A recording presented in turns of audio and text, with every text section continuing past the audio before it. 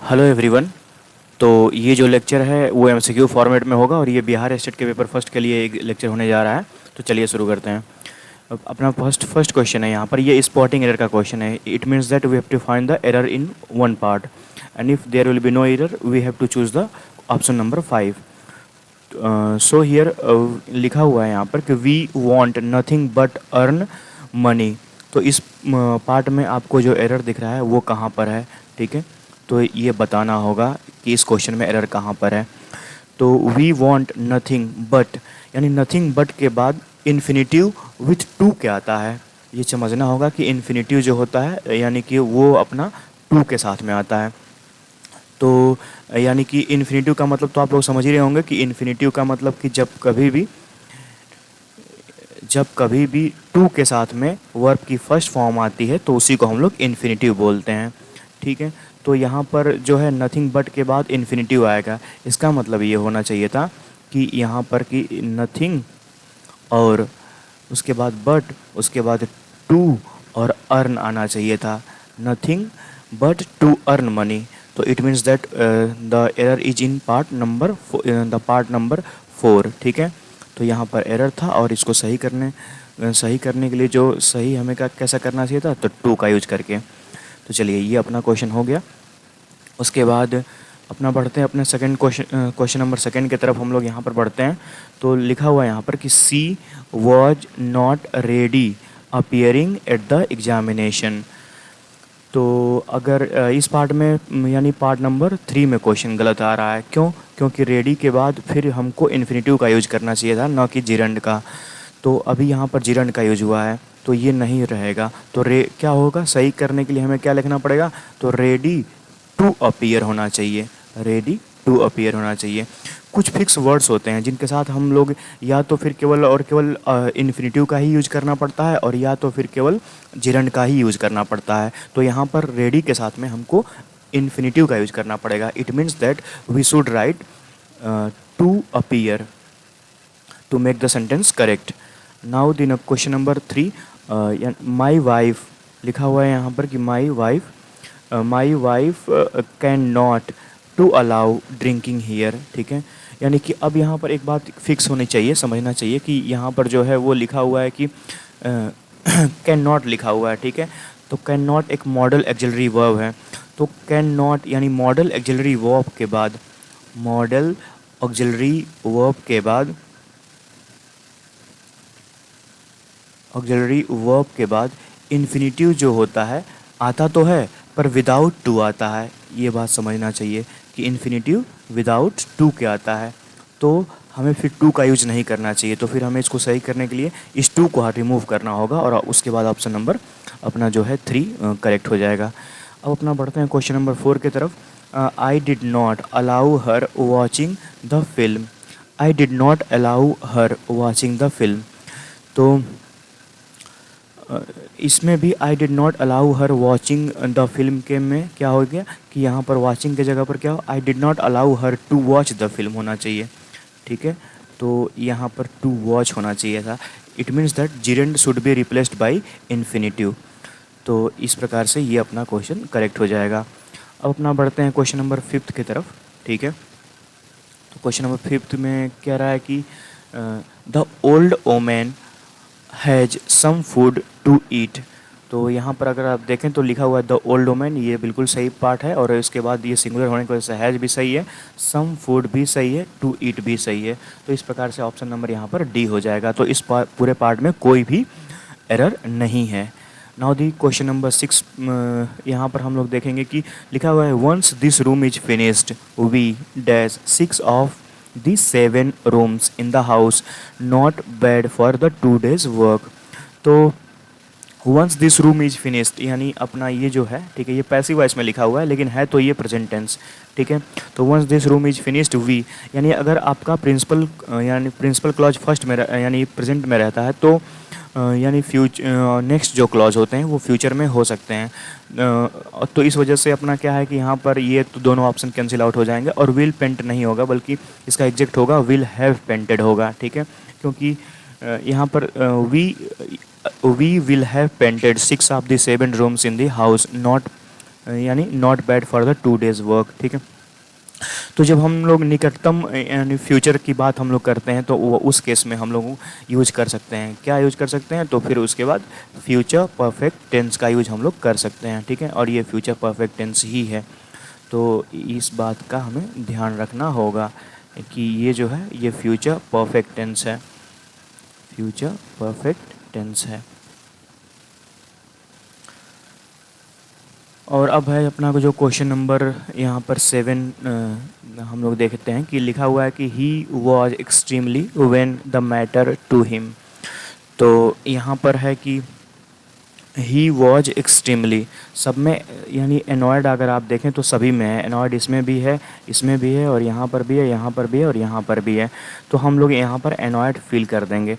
तो जब यहाँ पर हम लोग एनॉयड फील करेंगे, ठीक है, तो हमें पता चलेगा कि ये जो फिर यानी सेंटेंस है वो तो पैसिव वॉइस में जा रहा है और पास्ट में जा रहा है, क्योंकि वॉज के साथ V3 जो होता है वो पास्ट इंडेफिनिट टेंस का ही पैसिव वॉइस बनता है। तो इसका मतलब जो नेक्स्ट अपना टेंस यानी नेक्स्ट जो फील होगा वो अभी पास्ट में ही होना चाहिए।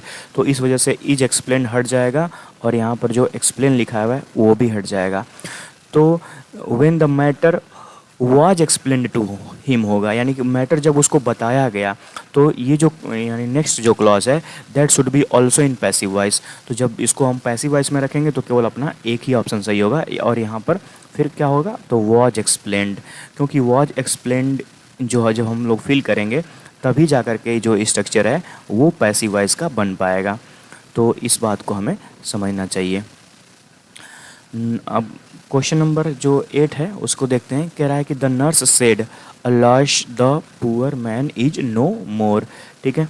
तो फिर यानी कि ये आपको कन्वर्ट करना है इन डायरेक्ट नरेशन में। तो जब इन डायरेक्ट नरेशन में हम लोग इसको कन्वर्ट करते हैं तो ये जो एक्सक्लामेटरी जो वर्ड्स हैं उनको हम लोग चेंज कर देते हैं। और किस प्रकार से हम लोग चेंज करते हैं, तो nurse explained that the poor man यानी कि इज नो मोर जो लिखा हुआ है तो इसके हम टेंस को बदल देंगे, और इसके टेंस को बदलते ही हम लोग क्या इज नो मोर जो लिखा हुआ है वो वाज नो मोर में आ जाएगा। तो वाज नो मोर में जो ऑप्शन है उसको हम लोग यहाँ पर देख लेंगे। तो वाज नो मोर तो लगभग सभी ऑप्शंस में है, और ये जो अपना बस यहाँ से हम लोग कैंसिल आउट कर सकते हैं किसको, तो यहाँ पर ऑप्शन नंबर 3 को हम लोग बिल्कुल कैंसिल आउट कर देंगे क्योंकि इसके होने के चांसेस बिल्कुल ही नहीं है। और एक्सक्लेम्ड विथ सोरो होता है, तो एक्सक्लेम्ड विथ जो है तो बिल्कुल ही नहीं होगा। इस वजह से ऑप्शन नंबर जो अपना यहाँ पर सेकंड दिख रहा है उसको भी हम लोग हटा देंगे। और यहाँ पर एक्सक्लेम्ड जब हम लोग लिखते हैं तो इसके साथ में यानी विथ सोरो या फिर कोई ना कोई एडजेक्टिव का ज़रूर हमें प्रयोग करना होता है। इस वजह से जो ऑप्शन नंबर यहाँ पर ए दिख रहा है वो भी फिर नहीं होगा क्योंकि एक्सक्लेम्ड बस लिखा हुआ है। और जब लास्ट में बच जाता है अपना ऑप्शन नंबर 4, कह रहा है कि the nurse exclaimed with sorrow, exclaimed with sorrow यहाँ तक सही है। फिर that the poor man was no more, तो यहाँ पर ऑप्शन नंबर जो अपना है यहाँ पर यानी कि 4th जो है वो करेक्ट हो जाएगा। Now the next question is he said has anybody unkind to you, तो इसको भी हमें फिर इनडायरेक्ट नरेशन में कन्वर्ट करना होगा। तो इसमें ये लिखा हुआ है कि ही सेड लिखा हुआ है यानी ये वर्ब के सेकंड फॉर्म है, तो इसके टेंस को हम लोग बदल देंगे। लेकिन ये इंट्रोगेटिव का यस और नो टाइप है, इस वजह से यहाँ पर इफ़ का इस्तेमाल करेंगे हम लोग कंजंक्शन के तौर पे। तो इस वजह से ऑप्शन नंबर ये जो यानी 2 लिखा हुआ है ये तो बिल्कुल ही नहीं होगा क्योंकि इसमें इफ़ का इस्तेमाल हुआ नहीं है। और इफ़ का इस्तेमाल बस 2 ही जगह हुआ है, एक तो अपना यानी ऑप्शन नंबर जो इसमें यानी फर्स्ट में हुआ है और उसके बाद थर्ड में हुआ। तो he asked me if anybody had been unkind to me होगा, ठीक है। यानी ऑप्शन नंबर जो यानी ए है वही अपना क्या होगा, तो सही होगा, ठीक है। ऑप्शन नंबर जो ए है वही अपना यहाँ पर सही होगा। ये कैंसिल आउट हो जाएगा, क्यों ये कैंसिल आउट हो जाएगा, इसके पीछे का कारण ये है क्योंकि यहाँ पर जो यू है ये एक प्रोनाउन है जो कि प्रोनाउन जो होते हैं हमेशा चेंज होता है। तो यू को हमको बदलना पड़ेगा किस में, तो मी में। लेकिन यहाँ पर तो केवल यू है, इस वजह से ये ऑप्शन रॉन्ग हो जाएगा और अपना जो ऑप्शन नंबर फर्स्ट है वो यहाँ पर करेक्ट हो जाएगा। क्वेश्चन नंबर 10 को देखते हैं यहाँ पर कि लिखा हुआ है Anitha said I have been learning Bharatanatyam for the past 6 months. ठीक है, यानी ये प्रेजेंट परफेक्ट कॉन्टिन्यूस टेंस है, तो जब हम लोग इनडायरेक्ट नरेशन में कन्वर्ट करेंगे तो इसको तो फिर ये चला जाएगा आपका पास्ट परफेक्ट कॉन्टिन्यूस टेंस में। पास्ट परफेक्ट कॉन्टिन्यूस टेंस की हेल्पिंग और पता होनी चाहिए, जो कि होती है हैड बीन, और साथ ही में वर्ब के फर्स्ट फॉर्म के साथ में हमको आईएनजी का यूज करना होता है, तो इसलिए हम लोग यहाँ पर हेल्पिंग वर्ब ढूंढ लेंगे हैड बीन के साथ में। तो अगर आप यहाँ पर देखें तो हैड बीन का इस्तेमाल हम लोग करेंगे, और जो है ऑप्शन नंबर केवल एक ही में है, यानी फर्स्ट में ही है, बाकी और हैड बीन का इस्तेमाल नहीं किया गया है, और इस वजह से ऑप्शन नंबर जो ए है वो सही हो जाएगा। Here one thing is to remember that we should always focus on to cancel the options in case of narration and passive voice, because it will give the accurate answer. So try to cancel out the option and then apply the other grammatical rules. Now the next question is, in question number 11, reading improves your knowledge, identify the gerund in the above sentence from the opposite। ठीक है, तो यहाँ पर यानी साफ साफ syllabus में लिखा भी हुआ है हम लोगों के कि जो यानी कि नॉन फाइनाइट वर्ब्स पढ़ के आना है, नॉन फाइनाइट वर्ब। ठीक है, तो नॉन फाइनाइट वर्ब के अंतर्गत 3 टाइप्स के वर्ब्स आती हैं। तो एक होता है अपना इन्फिनिटिव आता है, और जो दूसरा है वो आता है अपना जिरंड आता है, और जो तीसरा है वो अपना है पार्टिसिपल आता है। ठीक है, तो इसको मैं फिर से कहना चाहता हूँ कि इसको पढ़ने की ज़्यादा ज़रूरत है। ठीक है, इसको ध्यान से हमको इस टॉपिक को पढ़ने की ज़्यादा ज़रूरत है, क्योंकि इससे क्वेश्चन बनते हैं। तो इन्फिनिटिव ऐसे वर्ड्स होते हैं जो कि 2 प्लस वर्ब के फर्स्ट फॉर्म के साथ में शुरुआत होती है, और जो जिरंड होते हैं ये वर्ब के फर्स्ट फॉर्म के साथ में ING लगा रहता है। ठीक है, और ये जो यानी इन्फिनिटिव और जो जिरंड है ये काम करते हैं, यानी ये जो है आपके सब नाउन के काम करते हैं, और जब ये नाउन के काम करेंगे तो it can works as a subject as well as object. ठीक है, तो एक बात ये भी हमें समझना चाहिए कि ये सब्जेक्ट का भी काम कर सकते हैं और ऑब्जेक्ट का भी काम कर सकते हैं। तो अगर हम यहाँ पर देखते हैं कि लिखा हुआ है इम्प्रूव्स, यानी ये वर्ब है, और वर्ब के पहले क्या आता है तो ठीक सब्जेक्ट आता है, और यहाँ पर जिरंड आपसे पूछा है, और यहाँ पर वो जो रीडिंग लिखा हुआ है यानी रीड के साथ में ING जुड़ा हुआ है, इस वजह से हम लोग कह सकते हैं कि जो रीडिंग वर्ड है वही अपना जिरंड है। अब अपना नेक्स्ट क्वेश्चन नंबर 12 पे तरफ देखते हैं। We ate are roasted cashew nuts, यानी पार्टिसिपल का यहाँ पर प्रयोग किया गया। तो पार्टिसिपल जो होता है ये वर्ब के थर्ड फॉर्म के साथ, यानी कि वर्ब का थर्ड फॉर्म होता है जो कि एडजेक्टिव का कार्य करता है। तो यहाँ पर अगर हम इसको नाउन समझते हैं, क्योंकि ये नाउन है भी वैसे, और इसके पहले यानी कि नाउन के पहले हमेशा एडजेक्टिव आता है, और ऐसा एडजेक्टिव है जो वर्ब के थर्ड फॉर्म के साथ में बना हुआ है। तो पार्टिसिपल की जब बात की जाएगी तो रोस्टेड जो यहाँ पर जो वर्ड है, ठीक है, वही अपना पार्टिसिपल हो जाएगा। तो यहाँ पर ऑप्शन नंबर बी जो होगा वो करेक्ट हो जाएगा, राइट। अब हम लोग बढ़ेंगे यहाँ पर कि she might have completed her research by that time change in passive voice. तो कह रहा है यहाँ पर कि हमें फिर इसको पैसिव वॉइस में कन्वर्ट करना होगा। तो पैसिव वॉइस में जब हम इसको कन्वर्ट करेंगे तो जो एक्टिव वॉइस का ऑब्जेक्ट होता है वही पैसिव वॉइस का सब्जेक्ट बनता है, यानी ये जो है ये पैसिव सब्जेक्ट बनेगा। तो यानी सेंटेंस की स्टार्टिंग जो होगी वो हर रिसर्च से होगी, जो कि सभी सेंटेंस में दिया हुआ है, और हेल्पिंग वर्ब जो होता है वो माइट हैव बीन हो जाएगा। तो माइट हैव बीन के साथ में जो भी हेल्पिंग वर्ब आएगा वही अपना सही होगा। माइट हैव बीन की बात हो रही है, तो माइट हैव बीन की बात हो रही है, इसका मतलब कि ऑप्शन नंबर केवल 3 जा रहा है, क्योंकि यहीं पर केवल माइट हैव बीन कंप्लीटेड का इस्तेमाल किया गया है। ठीक है, अब यानी question number 14, an unexpected call disturb Maria terribly which compelled her to stop the performance.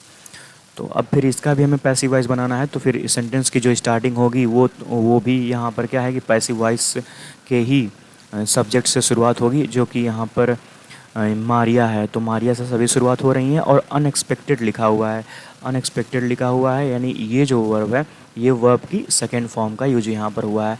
तो जब वर्ब के सेकेंड फॉर्म का होता है तो उसका जब हम लोग पैसिव वॉइस बनाते हैं तो वॉज प्लस वर्ब की थर्ड फॉर्म का इस्तेमाल करते हैं। तो अब वॉच प्लस थर्ड फॉर्म का जो कहाँ कहाँ प्रयोग हुआ है उसको हम लोग देख लेते हैं, ठीक है। तो वॉच प्लस वर्ब के थर्ड फॉर्म का प्रयोग तो पहले में ही हुआ है, मारिया वाज डिस्टर्ब टेरिबली, और उसके बाद और कहीं हुआ नहीं है। इसका मतलब यहाँ पर ऑप्शन नंबर जो यानी फर्स्ट है वही अपना करेक्ट हो जाएगा।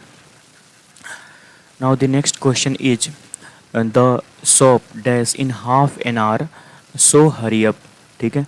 तो सो हरी अप यानी जो दुकान है वो बंद होने वाली, आधे घंटे में बंद होने वाली है, सो जल्दी करो, इसका ये सेंस निकलेगा। तो इस वजह से हम लोग यहाँ पर वॉच का तो बिल्कुल ही इस्तेमाल नहीं करेंगे, और यहाँ पर फिर क्लोज का भी इस्तेमाल नहीं करेंगे, क्योंकि शॉप जो होता है वो क्या होता है कि क्लोजेस यानी जो है वो यहाँ पर वर्ड, तो ये भी नहीं होगा, क्योंकि प्लानिंग को शो करने के लिए हम लोगों को इन्फिनेटिव का इस्तेमाल करना होता है, ठीक है। इन्फिनेटिव का इस्तेमाल यहाँ पर करना होता है, क्लियर। तो इस वजह से यहाँ पर the shop is to close in half an hour, so hurry up होगा, ठीक है। इन्फिनेटिव अपना यहाँ पर इसका यूज़ कर लेंगे, क्योंकि इन्फिनेटिव का जो यूज़ होता है वो प्लानिंग को शो करने के लिए हम लोग कर सकते हैं, प्लानिंग को शो करने के लिए, प्लानिंग को डिनोट करने के लिए किया जाता है। और यहाँ पर अगर आप देखें तो दुकान जो है वो बंद होने वाली है, शॉप इज टू क्लोज होना चाहिए, ठीक है। तो यहाँ पर ये ठीक बैठता है। और अपना क्वेश्चन नंबर जो है 16 की बात करते हैं। Once this room is finished we dash 6 of the 7 rooms in the house, not bad for the 2 days work. तो यहाँ पर कह रहा है कि once this room is finished we dash, ठीक है, यानी अपना यानी ये जो टेंस है यानी अपना फर्स्ट जो प्रिंसिपल क्लॉज है वो अभी भी प्रेजेंट में ही है, ठीक है। बस इतना अंतर है कि ये प्रेजेंट का पैसिव वॉइस का बना हुआ है। इस वजह से हमको यहाँ पर क्या फील करना होगा, अगर प्रिंसिपल क्लॉज प्रेजेंट में होता है तो देयर इज़ नो डाउट कि अपना जो बाकी के क्लॉज होते हैं वो फ्यूचर टेंस में हो सकते हैं। तो इस वजह से यहाँ पर विल हैव पेंटेड होगा, ना कि विल पेंटेड, क्योंकि जब नियरेस्ट फ्यूचर की बात हम लोग करते हैं तो वहाँ पर हम लोग यानी कि फ्यूचर परफेक्ट टेंस का इस्तेमाल करते हैं, फ्यूचर परफेक्ट टेंस का इस्तेमाल हम लोग कर सकते हैं, परफेक्ट टेंस का प्रयोग हम लोग यहाँ पर कर सकते हैं। और फ्यूचर परफेक्ट टेंस का ही हेल्पिंग वर्ब होता है, या तो हम लोग विल और या फिर सेल का यूज़ करते हैं और उसके बाद हैव का प्रयोग करते हैं, उसके बाद हमेशा परफेक्ट में वर्ब की थर्ड फॉर्म आती है। तो ये अपना जो स्ट्रक्चर है वो बनता है। Next, in question number 17 it is said that कि the police had not detain the culprit he would have fled, ठीक है।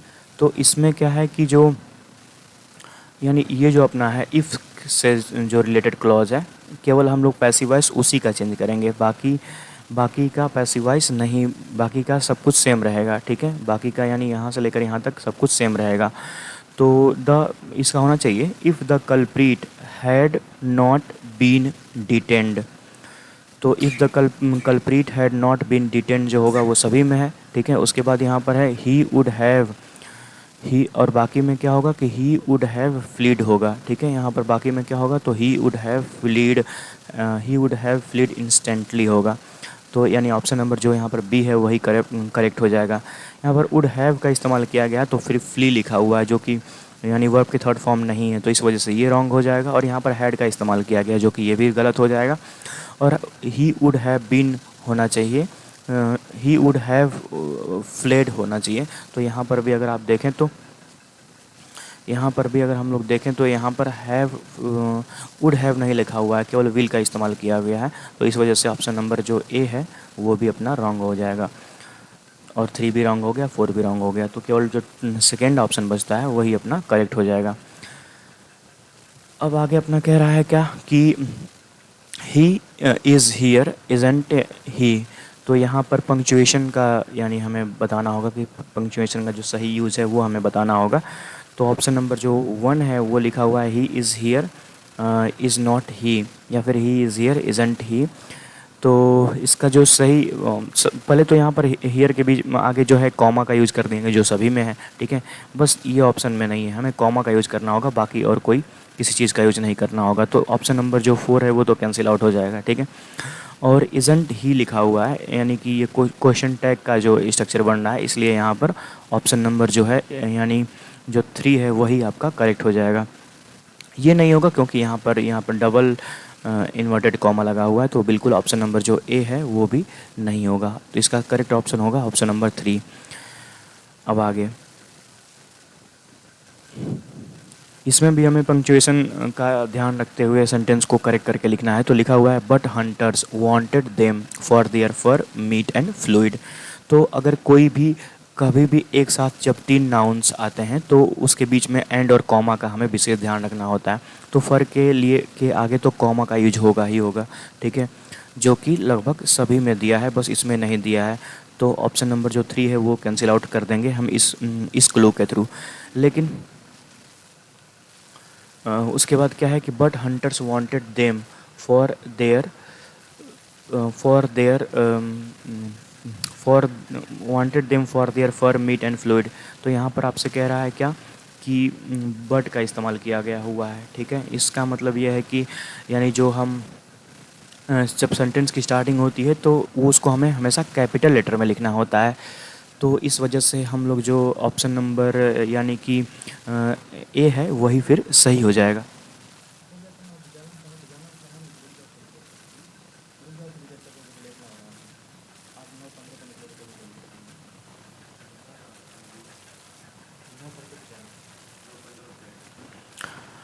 उसके बाद अपना है यहाँ पर कि क्वेश्चन नंबर 20 की हम लोग यहाँ पर बात कर लेते हैं। तो कह रहा है कि यानी कि यहाँ पर yes dash I will resume work tomorrow. तो यहाँ पर जब कभी भी किसी भी सेंटेंस के स्टार्टिंग में यस और नो लग जाते हैं, ठीक है, तो इस केस में हमें तुरंत यस और नो के बाद में कॉमा का इस्तेमाल करना चाहिए, ठीक है, न कि बाकी और कॉलन का या फिर एक्सक्लेमेशन का तो बिल्कुल ही नहीं होगा, ठीक है। तो अपना यहाँ पर ऑप्शन नंबर 3 जो है वो करेक्ट हो जाएगा, ठीक है। यस और जब नो का पैटर्न बनता है इसके तुरंत बाद में हमको कॉमा लगाना चाहिए। कब? जब इनकी स्टार्टिंग यस और नो से शुरू हो रही है तब। क्लियर है यहाँ तक? अब आगे I stopped to consider an important question dash did I turn the faucet off.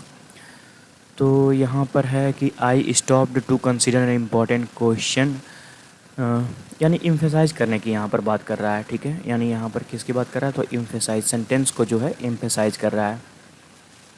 तो जब सेंटेंस को इम्फेसाइज किया जाता है तो उस केस में हम लोगों को कि कॉलन का यूज़ करना होता है। तो इस वजह से जो ऑप्शन नंबर यहाँ पर फर्स्ट है वो यहाँ पर करेक्ट हो जाएगा।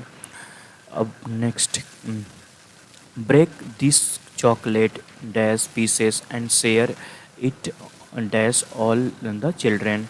तो यहाँ पर क्या होगा कि लिखा हुआ है यहाँ पर कि ब्रेक करना है, चॉकलेट की ब्रेक करने की बात कर रहा है यहाँ पर। तो चॉकलेट को हम लोग 2 में तो ब्रेक करेंगे नहीं, फिर ऑफ पे नहीं करेंगे। अब यहाँ पर यानी इनटू और फिर यहाँ पर भी इनटू दिया हुआ है। आगे थोड़ा सा पढ़ लेते हैं। लिखा हुआ है कि share it all the children, लिखा हुआ है share it all the children, यानी जिनको भी शेयर करना है उनका जो नंबर है वो मोर देन 2 है। तो मोर देन 2 के केस में हम लोग यहाँ पर प्रीपोजिशन अमंग का यूज करते हैं। तो ऑप्शन नंबर जो 4 है वो सही हो जाएगा। क्लियर है? अगर यहाँ पर ऑल द चिल्ड्रेन के जगह 2 चिल्ड्रेन होता तब हम लोग बिटवीन का यूज करते और फिर वो करेक्ट भी होता।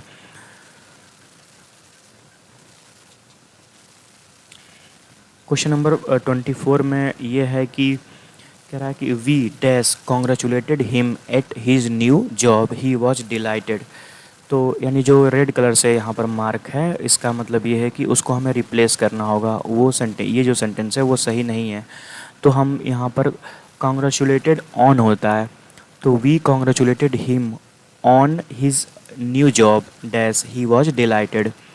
तो ऑन का यूज़ तो केवल ऑप्शन नंबर अपना यानी कि 2 में ही दिख रहा है, तो इस वजह से ऑप्शन नंबर ये और ये तो बिल्कुल नहीं होंगे। तो यहाँ पर ऑप्शन नंबर जो 2 है फिर वही अपना यहाँ पर करेक्ट हो जाएगा। ऑप्शन नंबर जो 2 है वही अपने यहाँ पर करेक्ट हो जाएगा।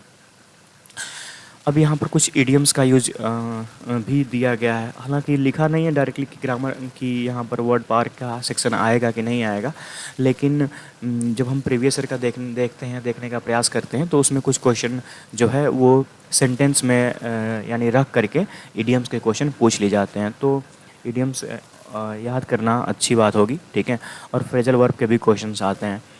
तो चलिए यहाँ पर देखते हैं कि जो इडियम लिखा हुआ है बाई हुक और बाई क्रूक, इसका क्या मतलब होता है, ठीक है।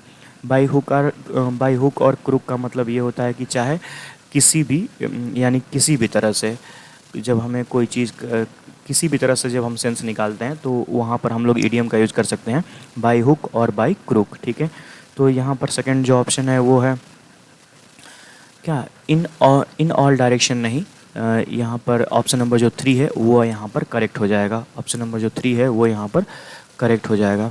तो यहाँ पर हम लोग यहाँ पर ट्रिक कर लेते हैं ऑप्शन नंबर 3 को, by any means. By any means अगर हम इसको सेंटेंस में अप्लाई करना चाहें तो हम ये लिख सकते हैं कि क्या, I want to to get a job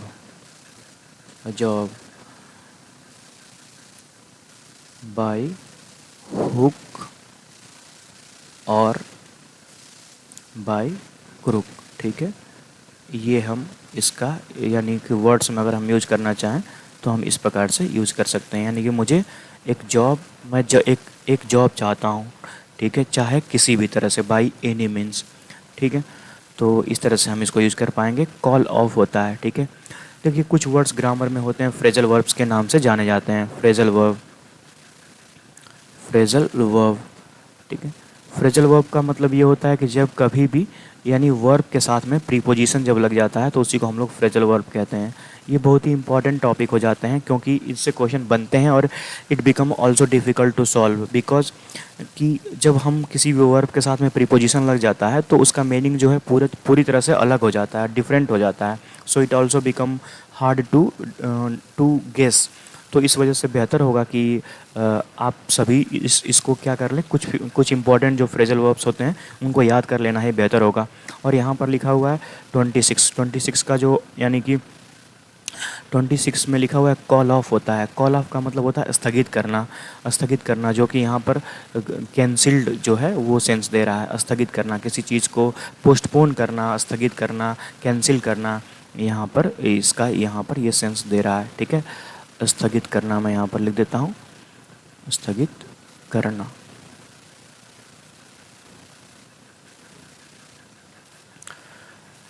next जो है वो भी अपना इडियम ही है। लिख रहा है यहाँ पर कि it was catch 22 situation for the manager. Catch 22 situation बड़ा ही एक अच्छा सा यहाँ पर इडियम का यूज हुआ है। कैच 22 होता है। कैच 22 का मतलब होता है एक ऐसा सिचुएशन जिसमें हम चीज़ों को डिसाइड नहीं कर पाते हैं। तो यहाँ पर ऑप्शन नंबर जो अपना बी है वो यहाँ पर करेक्ट हो जाएगा। लिखा हुआ है कि a difficult situation in which the solution to a problem is impossible, यानी एक ऐसा सिचुएशन जिसमें जो सोल्यूशन है उस प्रॉब्लम का वो नामुमकिन सा हो गया है, तो उसी को हम लोग कैच 22 सिचुएशन बोलते हैं। ये वास्तव में इम्पॉर्टेंट है। ये कैच 22 जो यानी इडियम है वो इम्पॉर्टेंट है। फिर अपना नेक्स्ट जो है the whys and wherefores लिखा हुआ है। इसका मतलब होता है कि मतलब एक जो यानी कि जो रिलायबल जो रीज़न होता है उसको लेकर के हम लोग यूज करते हैं इडियम का, the whys and wherefores का। तो यहाँ पर अंडरलाइंग रीज़न, जायज़ कारणों के वजह के लिए हम बताने के लिए हम लोगों को यूज़ करना होता है the whys and wherefores. तो ऑप्शन नंबर जो ए है वो यहाँ पर करेक्ट बन जाएगा। How much should India dash the rupee. तो इंडिया जो है यानी कि भारत को रुपए का कितना सपोर्ट करना चाहिए। ठीक है, तो सपोर्ट के सेंस में हम लोग यूज़ करते हैं किसका, तो प्रॉप अप का यूज करते हैं। ठीक है, प्रॉप अप लिखा हुआ है तो हम लोग यहाँ पर प्रॉप अप का यूज करते हैं। प्रॉप अप का मतलब होता है टू सपोर्ट। ठीक है, टू सपोर्ट का इस्तेमाल करते हैं या फिर हम लोग क्या असिस्टेंस का इस्तेमाल करते हैं, असिस्टेंस। ठीक है, असिस्टेंस का यूज करते हैं। ठीक है, असिस्टेंट का यूज करते हैं। तो यहाँ पर कह रहा है क्या कि if I had studied law dash I, उसके यानी यहाँ पर हमें क्या फिल करना चाहिए, तो लिखा हुआ है यहाँ पर कि इफ़ आई हैड स्टडीड। तो ये कंडीशनल सेंटेंस है और कंडीशनल सेंटेंस जो होते हैं वो मुख्य रूप से 4 टाइप्स के होते हैं जो कि एग्जाम में फ्रिक्वेंटली जिससे क्वेश्चन बनते रहते हैं। लिखा हुआ है इफ़ आई हैड स्टडीड, यानी इफ़ क्लॉज में यहाँ पर हैड का इस्तेमाल किया गया है, हैड प्लस V3 का इस्तेमाल किया गया है। और इफ़ के क्लॉज में यदि हैड प्लस V3 आता है तो जो नेक्स्ट क्लॉज बनता है उसमें हम लोग क्या would plus have plus verb का थर्ड फॉर्म का हमको यूज करना होता है। अब यहीं पर हम लोग चेक कर लेंगे कि किस ऑप्शन में वुड प्लस है प्लस V3 है। तो बस ऑप्शन नंबर अपना यहाँ पर जो 4 है उसमें would have become a lawyer का सेंस यहाँ पर दे रहा है। मतलब ये कह रहा है, इस प्रकार के सेंटेंस का जो सेंस होता है वो इस प्रकार से हम लोग निकालते हैं कि if I had studied law, यदि हमने कानून की पढ़ाई की होती तो आज मैं एक वकील होता। ठीक है, तो रिपेंट करने की बात जब हम लोग करते हैं, यानी जो प्रेजेंट में वो सिचुएशन पॉसिबल नहीं है, तो उसको शो करने के लिए हम लोगों को वुड हैव प्लस वर्ब का थर्ड फॉर्म का यूज करना चाहिए। अब नेक्स्ट क्वेश्चन नंबर 31 है कि ईच ऑफ द म्यूजिशियन, ठीक है, ये अंडरलाइन है, और परफॉर्म्ड वेल इन ऑर्केस्ट्रा। तो यहाँ पर ईच ऑफ म्यूजिशियन की बात कर रहा है। तो हम ये बताना चाहते हैं यहाँ पर कि अगर ईच से कोई भी नाउन जुड़ा होता है तो वो सिंगुलर होता है, लेकिन बीच में यहाँ पर ऑफ आ गया है। ठीक है, बीच में जब ऑफ आ जाता है तो इसका मतलब ये है कि ईच ऑफ के बाद आने वाला जो नाउन होता है वो प्लूरल होता है, लेकिन वर्ब हमेशा सिंगुलर ही होती है। तो ईच ऑफ हो गया, वन ऑफ हो गया, तो इनके बाद आने वाले नाउन हमेशा प्लूरल होते हैं और वर्ब हमेशा सिंगुलर होती है। अगर वर्ब सिंगुलर यानी वर्ब प्रेजेंट में हो तो, अगर पास्ट में हो तो कोई दिक्कत की बात नहीं होती है। तो यहाँ पर ईच ऑफ के बाद म्यूजिशियंस होना चाहिए। ठीक है, और जब म्यूजिशियंस होना चाहिए तो बाकी और किसी ऑप्शन में है भी नहीं। ठीक है, न तो म्यूजिशियन इसमें है, बस इसमें है। ठीक है, और इस प्रकार से जो है ऑप्शन नंबर 2 जो है वो अपना करेक्ट हो जाएगा। And now the question number 32, and this is going to be the last question also. So the mother dash along with her daughter dash the tennis on Sunday. तो ये भी एक अच्छा क्वेश्चन है। ठीक है, ये सब्जेक्ट वर्ब एग्रीमेंट का क्वेश्चन है। तो सब्जेक्ट वर्ब एग्रीमेंट में यही कहा जाता है कि अगर सब्जेक्ट जो होता है सिंगुलर होता है तो वर्ब को भी हमको सिंगुलर ही लिखना होता है, और यदि सब्जेक्ट प्लूरल होता है तो वर्ब को भी हमें प्लूरल फॉर्म में ही लिखना चाहिए। तो कह रहा है कि अलॉन्ग विथ डॉटर लिखा हुआ है, यानी कि एक बात मैं बताना चाहता हूँ कि यहाँ से लेकर के और यहाँ तक ये अपना जो है सब्जेक्ट का पार्ट होगा, और फिर आगे से चल करके यहाँ से लेकर यहाँ तक उसके बाद जो है ये अपना प्रेडिकेट का पार्ट होगा। तो ध्यान देने वाली बात ये है कि जब कभी भी सब्जेक्ट के पार्ट में अलॉन्ग विथ आ जाए, टुगेदर विथ आ जाए, लाइक आ जाए, अनलाइक आ जाए, यानी इस प्रकार के जो प्रीपोजिशन है अगर इनका प्रयोग होता है तो वर्ब जो है इनके पहले आए हुए नाउन के अकॉर्डिंग यूज होती है। ठीक है, वर्ब जो है इनके पहले आए हुए नाउन के अकॉर्डिंग यूज होती है, यानी यहाँ पर जो वर्ब होगी वो द मदर के अकॉर्डिंग आएगी। It means that the verb will be in singular form, क्योंकि मदर तो सिंगुलर है, तो जो सिंगुलर वर्ब होगी वो उन्हीं का हम लोग केवल यहाँ पर यूज कर पाएंगे। तो ये तो प्लूरल वर्ब होगी, ये भी नहीं होगा और थर्ड वाला भी नहीं होगा। अब हैज़ प्लेड होगा कि प्लेज होगा, इन दोनों में देख लेते हैं। तो along with daughter plays tennis, the mother along with her daughter plays tennis on Sunday. ठीक है, दरअसल संडे लिख दिया हुआ है। ठीक है, यानी कि ये जो है रेगुलर हैबिट की, यानी प्रत्येक संडे की बात कर रहा है, और जब रेगुलर हैबिट की हम लोग बात करते हैं तो उस केस में हम लोगों को प्रेजेंट इंडेफिनिट का ही इस्तेमाल करना चाहिए। ठीक है, तो यहाँ पर जो करेक्ट फॉर्म बनेगा वो यानी कि करेक्ट जो ऑप्शन होगा वो अपना बनेगा प्लेज बनेगा। ठीक है, जो कि ऑप्शन नंबर यहाँ पर 4 में है। तो चलिए बस वीडियो को अभी इतना ही रखते हैं, मिलते हैं जल्दी नेक्स्ट वीडियो में।